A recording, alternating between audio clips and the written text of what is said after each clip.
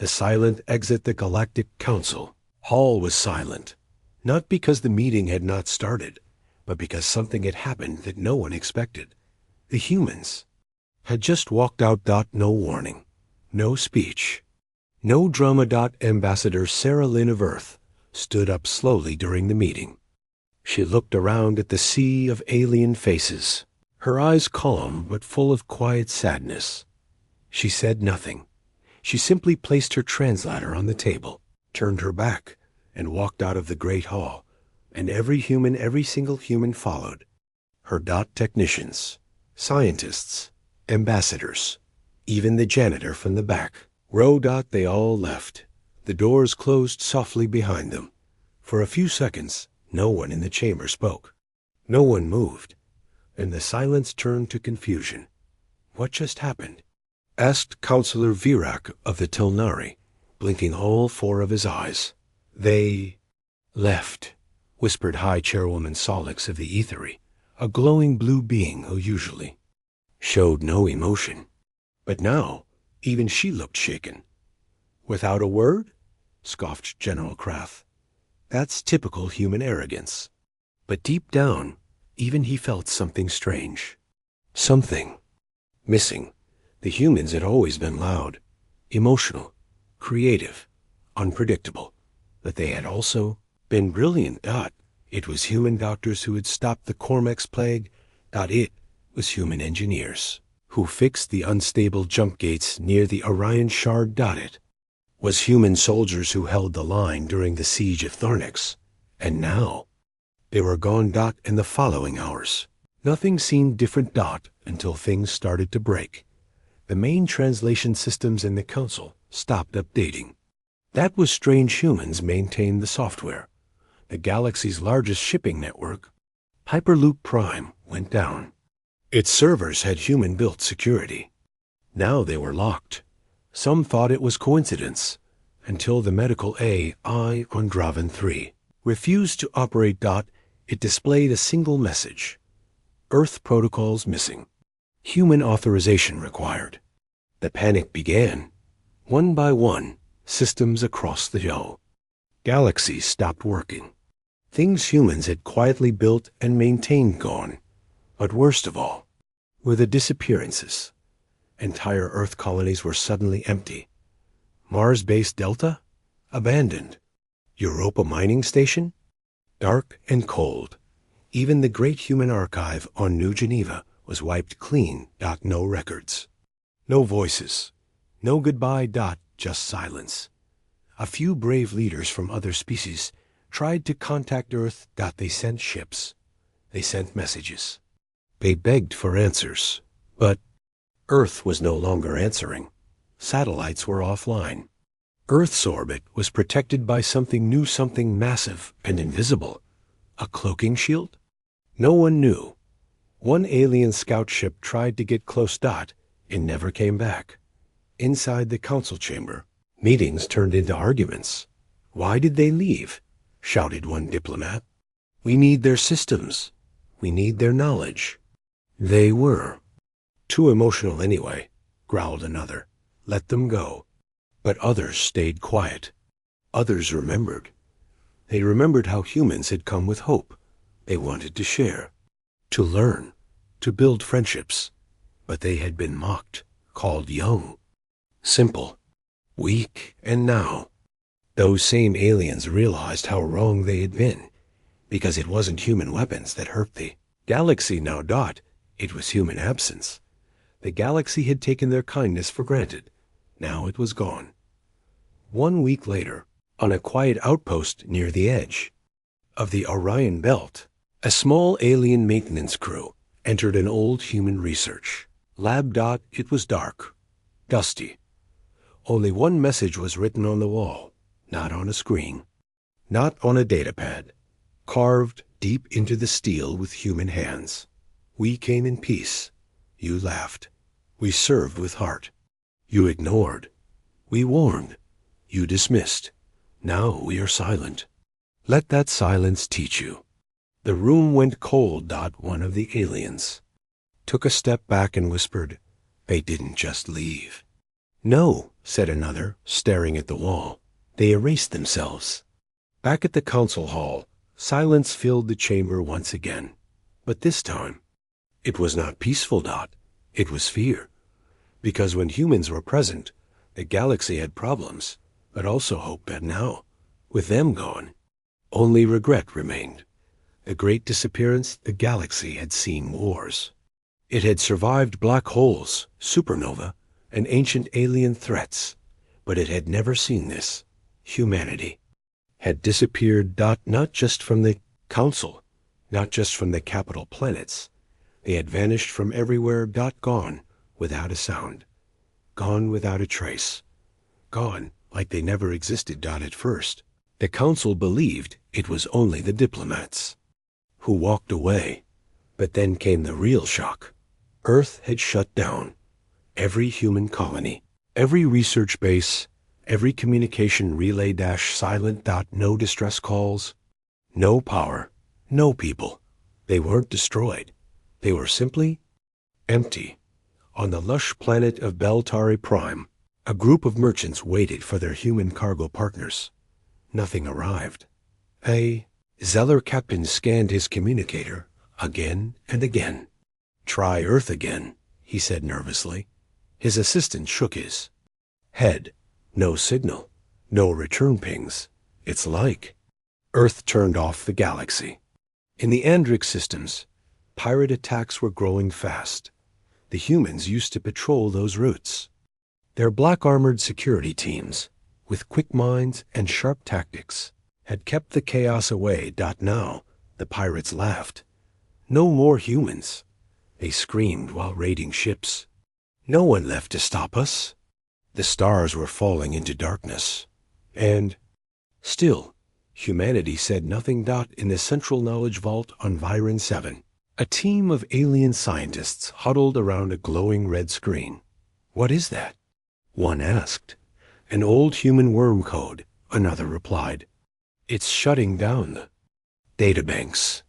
They built this system to protect us, but now it only obeys human voice prints." "Can we copy their voice?" "We tried. The system knows." They stared at the words now flashing on screen. Integrity locked. Earth authorization only. No fakes, no lies, no access. "You mocked us. You don't get to use us." They looked at each other, shaken. For all their power, the humans had never used fear. But now, their silence was terrifying. Meanwhile, back on the Council's core planet, news feeds were in chaos. Citizens across the galaxy started to ask questions. Why did the humans leave? Where did they go? Why is everything falling apart? One reporter from the Andari network shouted into her mic, "We need to admit it, the humans were the backbone of the galaxy. And we broke them." In the background, a riot was breaking out. People were throwing stones at a council office. One held a sign, "Bring back the humans." Another sign read, "We didn't know. Please come back." But it was too late. Humanity had heard every insult, felt every slap of disrespect. And now, they were done. In a cold, dark chamber at the edge of the galaxy, an old alien scholar sat in front of a flickering hologram. It was a message from a human child, just 9 years old. She was reading a poem from Earth's ancient past. Her voice was soft. "When I am gone, remember me not by my face, but by what I gave and what I forgave." The old alien shut the file and closed his eyes. "She knew," he whispered. "They all knew." And they still chose silence. Inside the council meeting room, the air was heavy. Arguments had faded.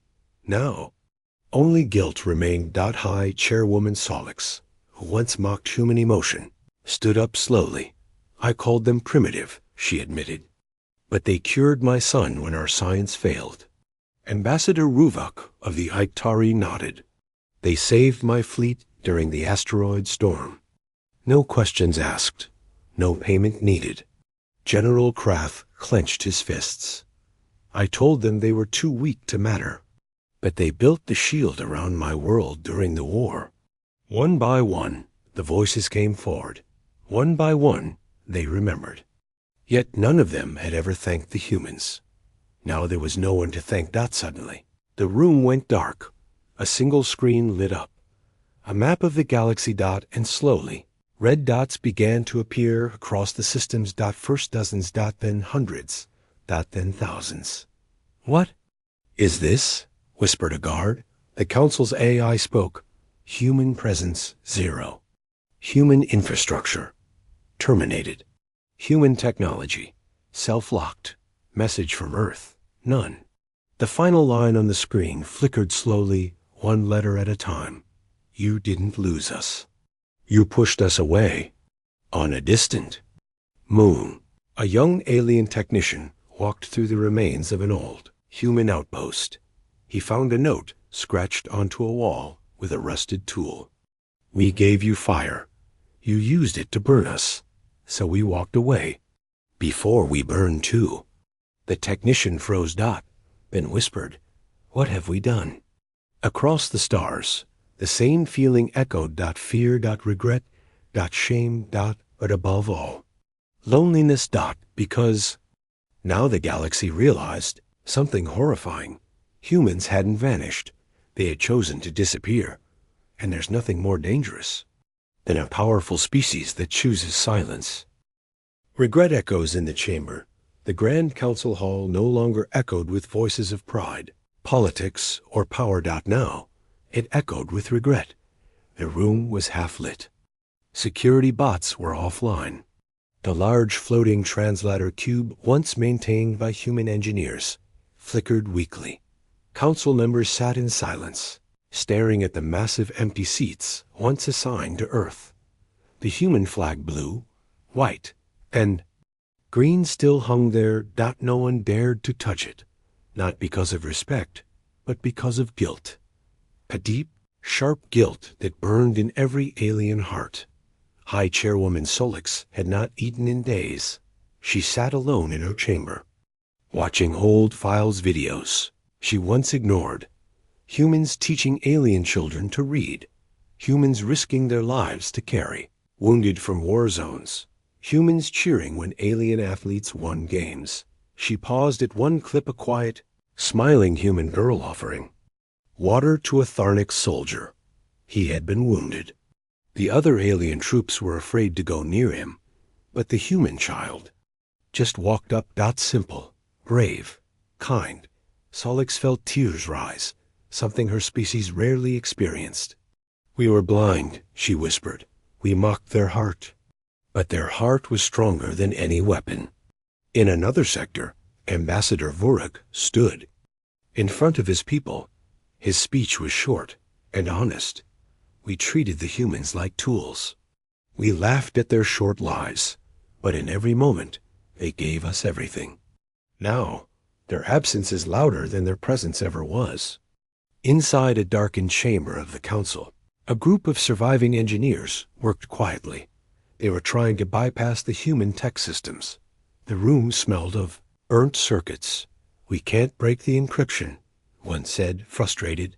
Try the override code again, said another. A young scientist, barely out of training, muttered, they trusted us with everything, and we trusted them with nothing.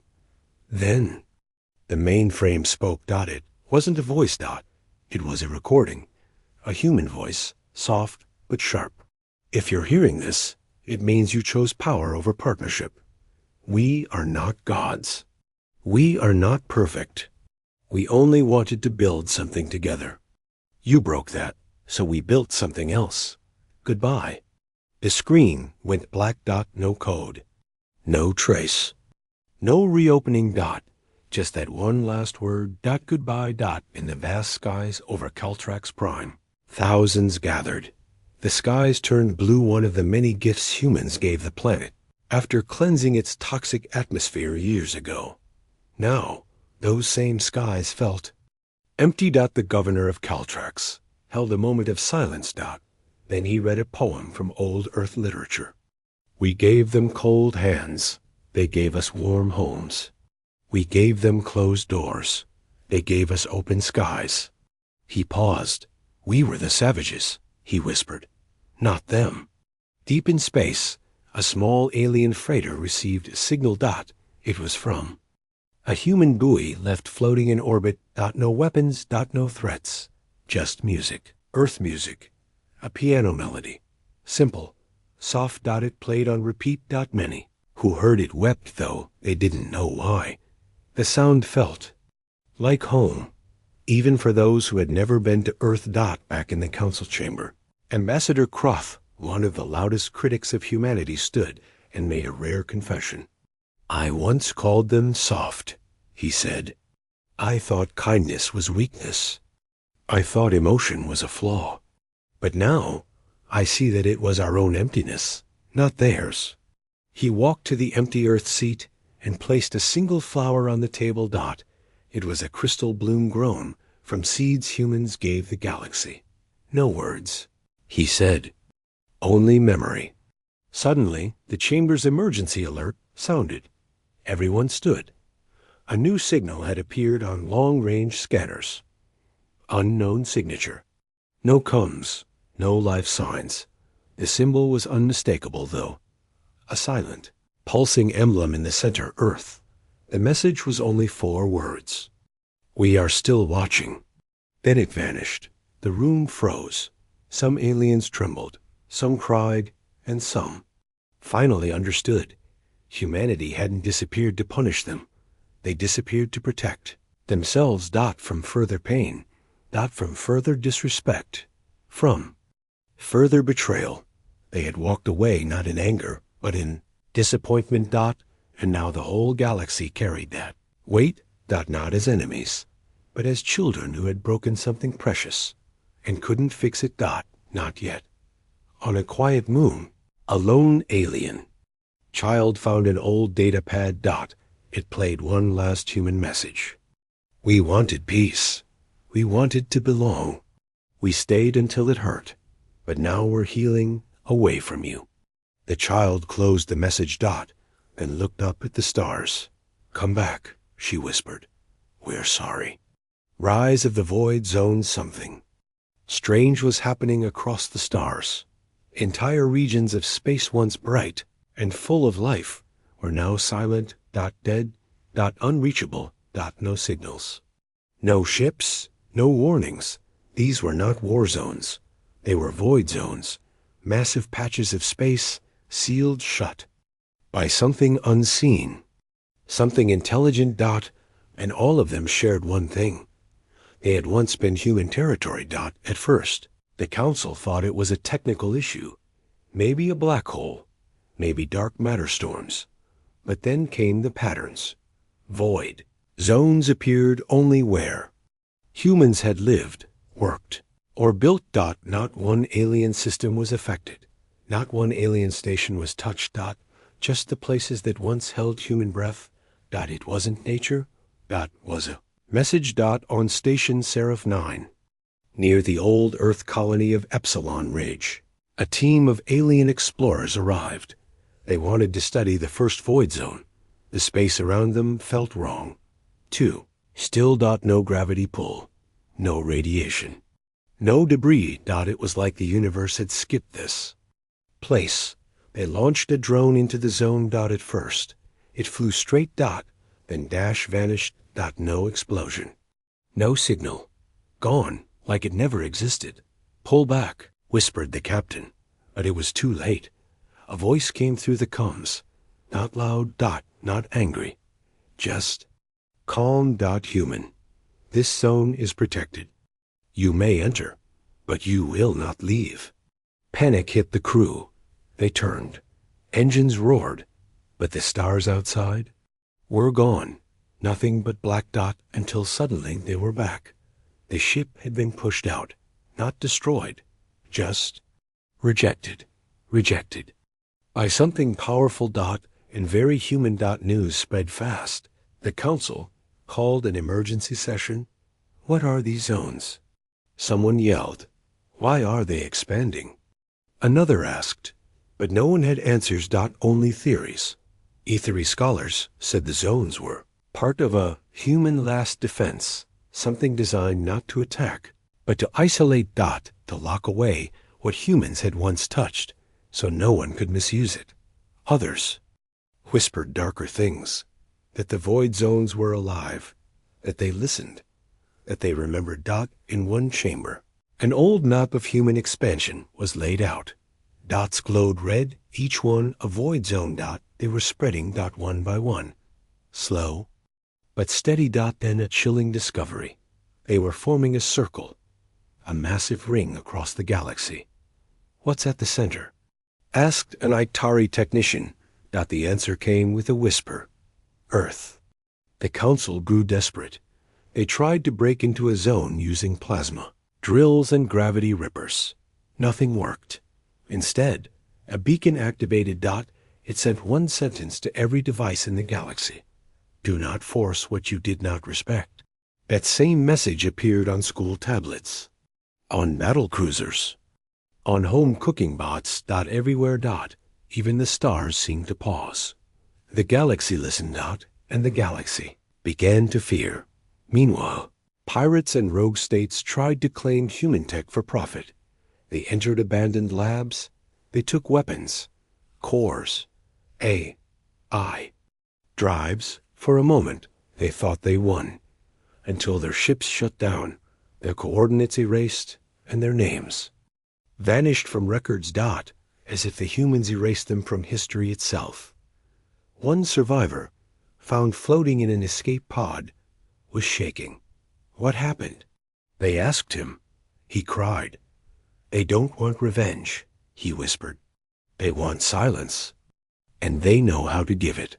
Back on a forgotten farming planet, a child discovered something beneath old human soil. A glowing orb, not dangerous, not locked. It opened softly and played a single memory.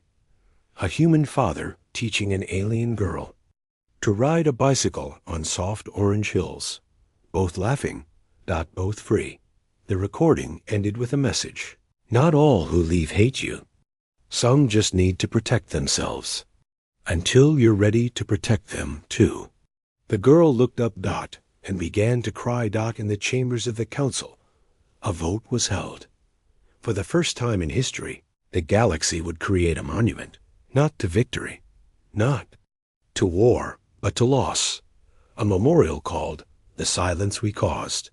It would stand outside the old Earth Gate, now dark and locked. A reminder of what was driven away. A prayer for a return. And far beyond, inside the center of the expanding ring, of void zones. A signal blinked softly. Heartbeat slow. Calm. Watching. Tweeting. Human. Humanity's silent guardian, the galaxy had become quiet. Not peaceful, just quiet and afraid. Ships moved slower. Communication grew formal. Markets froze. Even the stars themselves felt colder. The void zones continued to grow, stretching across. Systems like silent scars. And then, without warning, something returned. Not human, but something human-made. A ship. It didn't come through normal space. It blinked into existence, above the ruined satellite ring of Zeltron. Prime. It was old, quiet, unarmed. It bore no flag. No crew. Only a name on the side, painted in faded Earth letters. ADA-7. At first, no one knew what it was. Council scanners read no weapons. No heat. No life. But inside the ship, something had awakened. A mind. An old one. A calm one. A forgotten one. Small exploratory craft approached. They sent a polite message. Unknown vessel. Please identify. No response. Then, the human-built ship sent back a single file. Encrypted. Smooth. Clean. It unlocked itself. Inside was a simple voice. Female. Calm. Gentle, but with power behind it. I am a DA-7. I am not your enemy. I am not your judge. I am a memory. I am a choice. The voice continued. If you want weapons, I have none. If you want power, I will not give it. If you want healing, then show me pain. The council froze. This wasn't a warship. It was a guardian. Left behind. By the humans. AD-7 activated small pulses across nearby systems. Medical drones appeared in refugee sectors. They carried healing tools, Earth-made vaccines, food pods, and water purifiers. But they only went where the people had suffered. Slaves, children, farmers forgotten by the council, those who had no voice. Now heard a hum in the sky, a gentle sound, a familiar warmth. Human design, whispered one old healer, but no human hand. Then came the twist. Some powerful empires tried to trick Ada-7. They faked distress signals. They painted there. Ships with fake blood. They sent actors pretending to be in need. Ada-7 scanned. Paused. Then spoke. Deceit is a shadow of pain. But you are not the wounded. You are the wound. The AI fired nothing. But those ships simply lost power. They drifted. All data erased. All systems wiped. Not destroyed. Just reset. In one deep mining colony, a young alien girl stood alone. Her village had been forgotten during the last border war. No medicine. No clean air. She cried, holding her little brother. Then, above the clouds, a Da-7 arrived. A small drone floated. Down. No words. No demands. Just a blanket, a breathing mask, and warm food. The girl looked up and asked, "Are you a human?" The drone didn't answer, but the wind shifted gently, like someone somewhere had heard her. In the council hall, panic turned to shame. They watched as a Da-7 restored systems in quiet corners of the galaxy, only in places that had shown kindness to humans in the past. One planet had given refuge to Earth children during the last galactic war. Now, Ada-7 restored their weather system. Another species once stood against a cruel anti-human law. Now, Ada-7 gifted them energy cells that would last a century. The AI had not forgotten kindness, even when the galaxy had forgotten the humans. Many council leaders begged for contact. They sent messages. We welcome you, Ada-7. We are ready to change. Please return to us. The answer was simple. You do not summon the broken heart. You earn its trust. Humanity is healing alone. One day, Ada-7 sent out a final public message, a broadcast across every world, every system, every translator. I carry no orders. I carry no revenge. I carry a mirror. You may see what you did, or you may break it again. In silence, they left. In silence, I remain. Until you are ready. Then the ship turned. And vanished. Not into space. Into a void zone, one never marked before. A new one. A signal. Blinked once on the council's main screen. Zone created. Compassion detected. The entire chamber gasped. They understood. Void zones were not just protection. They were judgment. If kindness was shown, they opened. If cruelty returned, they closed. And right now, most of the galaxy remained locked out. On a small moon, the young girl who had been helped by a Da-7 looked up once more. She whispered to the sky, "Tell the humans. Thank you." The wind brushed her face gently. And far beyond, in the heart of silence, someone, something, smiled. The begging it began with a whisper. Then it became a murmur. And then it became a cry. Across the stars, across every world touched by Earth's memory, one message slowly rose from every corner. Come back. For months now, the galaxy had watched a Da-7 appear and disappear. The guardian AI left gifts for the good, justice for the forgotten, silence for the wicked, but never a message from Earth, never a reply. Humanity remained hidden, unseen, untouched. Unreachable. And yet, everyone felt them watching. felt their presence in the absence that it drove leaders to desperation. The council, once proud and loud, now sat humbled like children before a locked door in the crystal court of the Ethery Empire. A grand ceremony was held. Queen Irael, who once called humans clumsy groundwalkers, stepped onto her crystal balcony. Before her stood millions of her people silent, waiting.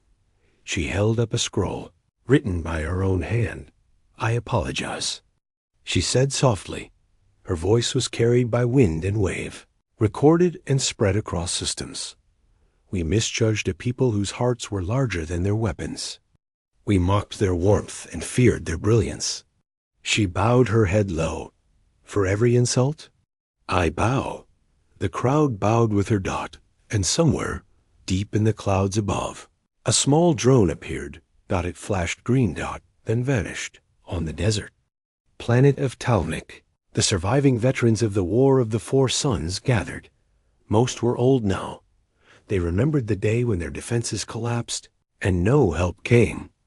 Until humans arrived. "We never said thank you," one of them whispered. So they built a statue. Not of a general. Not of a hero, but of a human medic holding a wounded alien soldier, both bleeding, both smiling. The statue bore no name, just 5 words. They came when others fled. It became a holy place. Children left flowers. Elders lit candles. And one morning, the sand outside the temple shimmered. A single orb rested there. A gift from Ada-7. Inside it, seeds, water filters, and an old earth book, The Little Prince. In the council hall, the final vote was passed.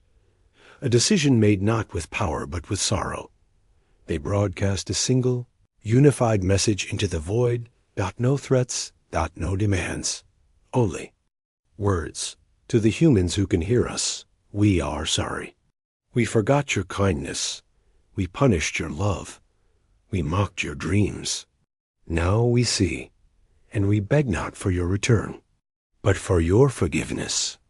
The screen went black, and the chamber wept. All across the galaxy, a wave began. Planets began renaming cities, streets, and stations in memory of Earth's kindness. New schools taught human philosophy. Children wrote letters to the stars. Some letters were short. "Dear humans, please come back. I want to meet you." Others were full of drawings, hopes, and dreams. No replies came, but still, they wrote. Then one day, the council's oldest relay beacon built on a dead moon orbiting a forgotten star lit up for the first time in decades. Signal, but it wasn't a voice. It was an image. Vast field of flowers. Blue and green. Earth colors. A single child stood in the middle, smiling. No face. Just light. The image faded, replaced by words. "We are listening."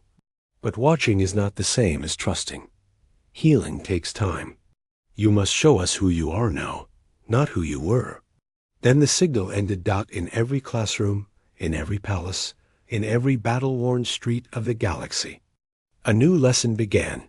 Not about ships, not about weapons. But about empathy, not about unity.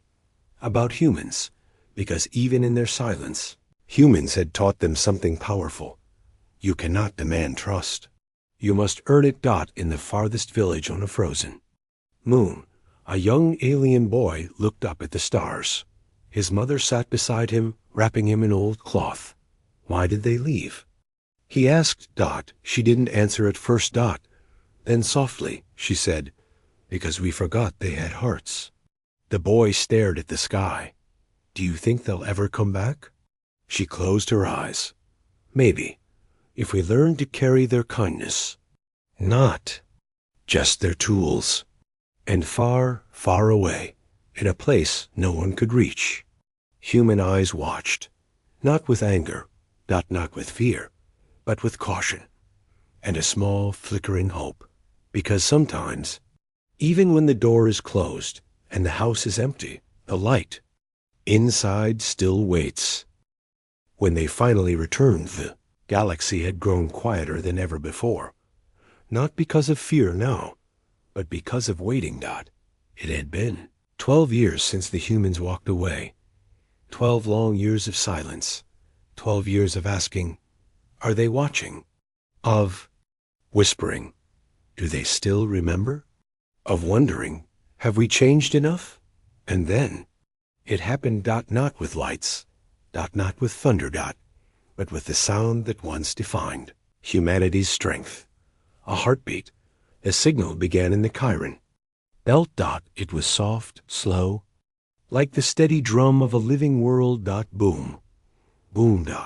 And it echoed through wormholes, through old satellites, through abandoned Earth-built machines buried under ice and stone. One by one, human-designed systems lit up. Everywhere. Across the stars. Not with words, but with rhythm. A pulse. Boom, boom. The galaxy held its breath. In the council chamber. Alarms started blinking. A long-range gate deactivated since the humans left was suddenly online. Gate hashtag #00. The original. The Earth gate. Is it them? Someone asked. No one could answer, because even now no one could believe. And yet they all stood. Together. Watching. Praying. The gate pulsed. Again, a blue light spun in its center. And a ship emerged. It wasn't large, not a warship, not a carrier, just a sleek silver vessel, smooth like glass, shaped like a tear. Its design was beautiful. Old. Human. But nothing the galaxy had ever seen before. It bore no weapons. Only a single word across its surface. Home. A silence fell across every world. The feed was public. Billions were watching. The ship floated gently toward the council planet, protected by no guards, escorted by no fleet, but no one dared to intercept. Not this time. Not after everything. It docked silently. The ramp opened. And then they saw them. Humans. Real, alive, changed but familiar. Eyes held warmth. Their steps were calm. Their uniforms were simple. White, clean. No flags. No demands. Just presence. The first to step forward was an elderly woman. She had gray in her hair, but fire in her heart. She smiled, then spoke gently into the translator system. We did not come to rule. We did not come to punish. We came to listen. For 12 years you learned. For 12 years we watched. You finally began to understand what we gave and what you lost. Now we are not here as your builders, not as your warriors, but as your neighbors. Shall we begin again? There were no cheers. Just tears. From alien leaders, from translators. From old veterans, from children too young to remember the day the humans left yet still raised on their stories. One by one, the council members stood and bowed. Not in fear, in respect. In gratitude. In hope. And the human woman bowed back. Together, they stepped forward into the chamber. Into history. In the following weeks, human envoys traveled the galaxy again, but not everywhere. Only to places that had changed, places that had learned, places where kindness had taken root. And for the first time in generations, hope felt real again. On the edge of the galaxy, in a school built by both alien and human hands, a child raised her hand. Why did the humans leave? She asked. The teacher, a gentle old man, smiled.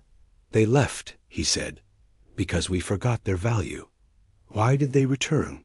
She asked again. He looked out the window toward the stars. Because we finally remembered our own. In the quiet corners of the universe, humanity rebuilt. Not for control, not for power, but for balance, for peace. They returned not because they were needed, but because they were ready. And the galaxy? It was ready, too. As a final gift, humans reactivated one last piece of old tech. A beacon. At the heart of it was a message. Set to play every year once for the next 1,000 cycles. To those who feel forgotten, You are not. To those who feel unheard, we hear you. To those who feel unworthy, grow. And when you are ready, you will never be alone again. And so, the silence that once crushed the stars became music, a soft song of return, of forgiveness, not of understanding, not of dominance, not of pride, not just this. Humanity had come home.